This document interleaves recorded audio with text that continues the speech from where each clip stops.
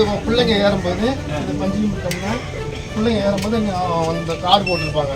பஞ்சிங்க ஏன்னா அவங்க வீட்டுக்கு பஞ்சாயத்து பிள்ளை பண்ணில் ஏற்று இறங்கும் போது அது மாதிரி பஞ்சிங்க இறங்கினா பிள்ளை இல்லை ஆட்டோமேட்டிக்காக இறங்கும் போது ஆயிடும்.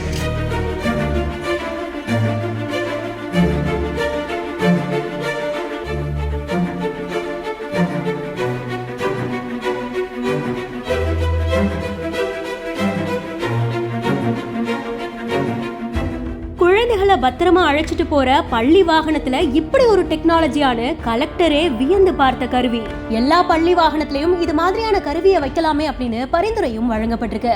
தமிழகம் முழுக்க கோடை விடுமுறை முடிஞ்சு ஜூன் 10ஆம் தேதி பள்ளிகள் திறக்கப்பட இருக்கு. இதுக்கு முன்னாடியே தமிழகம் முழுக்க இருக்கக்கூடிய மாவட்டங்கள்ல எல்லா பள்ளி வாகனங்களையுமே மாவட்ட ஆட்சியர்கள் உள்ளிட்ட அதிகாரிகள் நேர்லயே போய் ஆய்வு செஞ்சுட்டு இருக்காங்க. அந்த வகையில திருவாரூர் மாவட்டத்துல இருக்கக்கூடிய பள்ளி வாகனங்கள் எல்லாமே விளமல் ஆயுதப்படை மைதானத்துக்கு ஆய்வுக்காக வந்திருக்கு.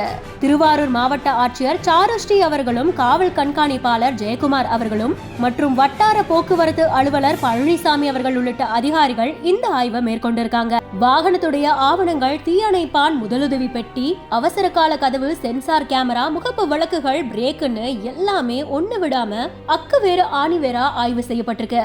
அப்பதான் ஒரு தனியார் பள்ளி வாகனத்துல வித்தியாசமான ஒரு கருவி இருக்கிறதா அதிகாரிகள் பார்த்திருக்காங்க. குழந்தைகள் வாகனத்துல ஏறும் போதும் இறங்கும் போதும் இதுல இருக்கக்கூடிய சென்சர் மாணவர்களோட ஐடி கார்டை கொண்டு அதை சென்ஸ் பண்ணி பெற்றோர்களுக்கு அந்த தகவலை குறுஞ்செய்தியா அனுப்புதான். ஆனா எல்லா குழந்தைகளும் ஐடி கார்டை சென்சர் கிட்ட எடுத்துட்டு போய் காமிக்க முடியாதுல்ல அப்படின்ற மாதிரியான குவெஸ்சனுக்கு குழந்தைங்க இந்த சென்சரை கிராஸ் பண்ணி போனாலே போதும் ஆட்டோமேட்டிக்கா அந்த சென்சர் அதை ஸ்கேன் பண்ணிடும் அப்படின்ற ஒரு ஆச்சரியமான தகவலை அந்த பள்ளி வாகனத்தோட ஓட்டுநரும் தெரிவிச்சிருக்காங்க.